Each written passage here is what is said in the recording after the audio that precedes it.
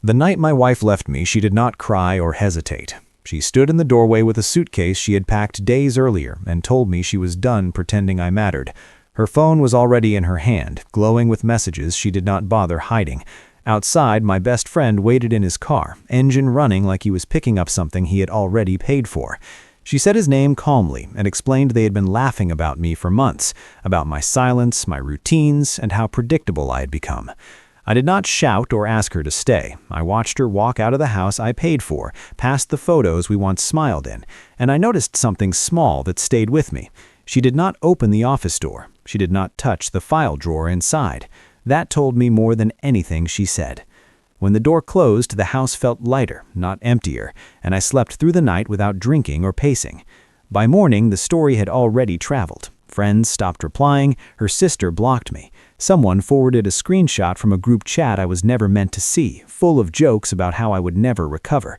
At work, people avoided eye contact. At the gym, they whispered. At my parents' house, my brother told me to let it go and accept that I had been replaced by someone better. Everyone assumed my silence meant collapse. They believed the narrative because it was easier than questioning it. They did not know the house was never fully hers. They did not know the company my friend bragged about was built on documents I controlled.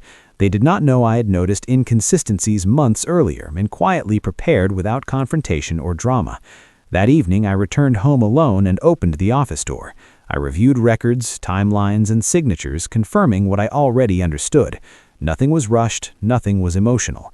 This was not about revenge yet. It was about alignment and patience. I closed the drawer, locked the door, and turned off the lights, knowing the worst part for them had not even started. I made dinner slowly, ate in silence, and planned the weeks ahead, knowing every step would look accidental to them, while each move tightened consequences they could not reverse later, for everyone involved. I let them enjoy the honeymoon phase, because confidence makes people careless. My wife posted photos smiling too wide, while my former best friend played the role of savior man who stepped in when I supposedly failed. Friends congratulated them publicly and sent me private messages telling me to move on quietly. I thanked everyone politely and stayed invisible, which made them bolder than I expected. 2 weeks later, I resigned from my position at the company my friend loved to brag about. He panicked when he heard, because I was the only one who understood the vendor relationships and compliance structure. I told him it was nothing personal, just time for a change. He believed me because he always underestimated silence. What he did not realize was my resignation triggered a mandatory audit clause buried deep in the partnership agreement. While they were planning a weekend trip, I was meeting with attorneys and regulators. I did not accuse or threaten. I simply asked questions and submitted documents that spoke for themselves. Payment gaps, mismatched signatures, and a pattern of rushed approval surfaced quickly once someone bothered to look. By the time the audit notice arrived at his office, the laughter had already stopped. My wife called that night, asking if I knew anything about it. Her voice was tight and careful, like someone stepping on ice. I told her honestly that I knew plenty but had nothing to add. She accused me of trying to ruin their happiness, and I reminded her gently that I had been removed from their story weeks ago. She hung up without another word. The following days were quiet but heavy. Accounts were frozen, contracts paused, and investors stopped returning calls. Friends who once praised their courage suddenly avoided them in public. My name came up often in conversations I was not part of, and the tone shifted from mockery to concern. I stayed out of sight, focused on my own work, and waited. Revenge was never loud. It never required confrontation. It unfolded through systems, rules, and patience. By the end of the month, the image they built together was cracking under its own weight, and they were finally realizing that leaving me behind had not removed me from the equation at all. And this was only the beginning of consequences they would face once truth finished moving through every door they closed.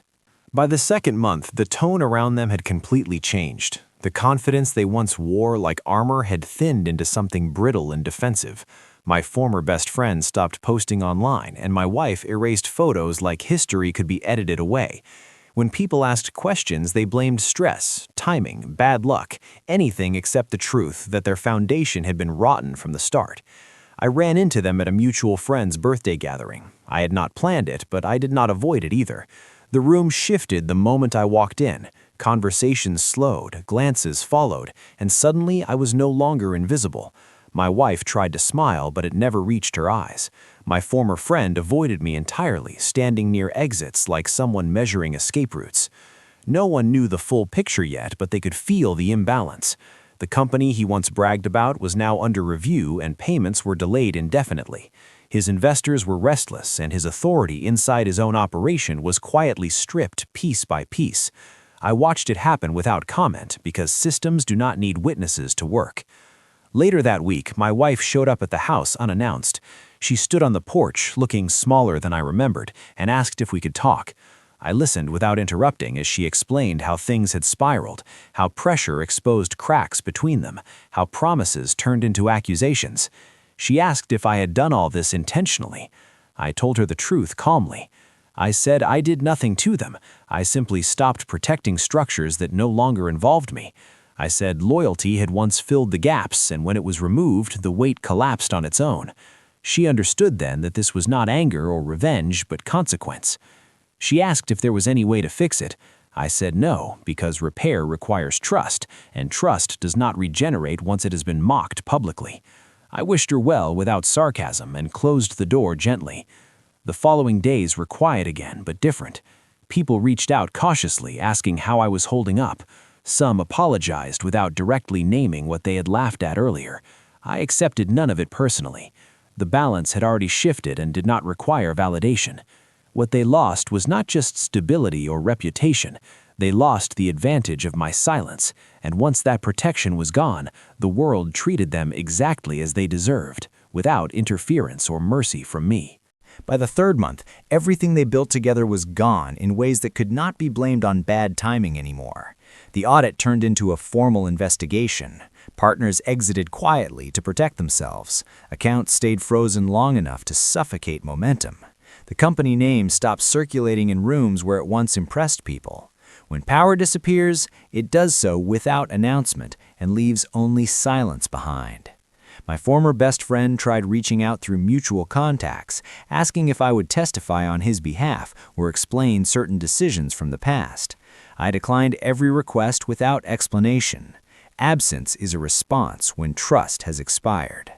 He lost more than money. He lost credibility, and once that is questioned, it never fully returns. People stopped taking his calls not because he was guilty, but because he was risky. My wife moved out of the apartment they rushed into together. The confidence she wore after leaving me dissolved into exhaustion. She contacted my family asking for understanding and found none. When you ask people to choose signs after laughing at someone, they quietly retreat instead. She learned that loyalty borrowed from excitement has a very short shelf life. I did not celebrate any of it. I focused on my own work, rebuilding without noise. New opportunities came through referrals from people who had watched how I handled everything. They trusted restraint more than anger. They respected consistency over theatrics. Doors opened because I never begged for them to stay closed on anyone else. Months later, I heard they no longer spoke. Pressure reveals truth faster than love ever can. The bond they thought was destiny was just shared arrogance, and when consequences arrived, neither could carry the weight alone. What they mistook for freedom was simply the removal of structure I once maintained quietly. I sold the house and moved closer to the city without posting about it. I changed routines, not identities. People who once avoided eye contact now asked how I managed to stay composed. I never explained because understanding is earned, not delivered. In the end, no speech was given, no confrontation happened, no apology was accepted or rejected. The story ended the way real stories do, not with a bang, but with distance. They live with what followed their choices, and I live with the peace that came from letting systems work as designed. Losing them was not the cost. Losing my silence was theirs.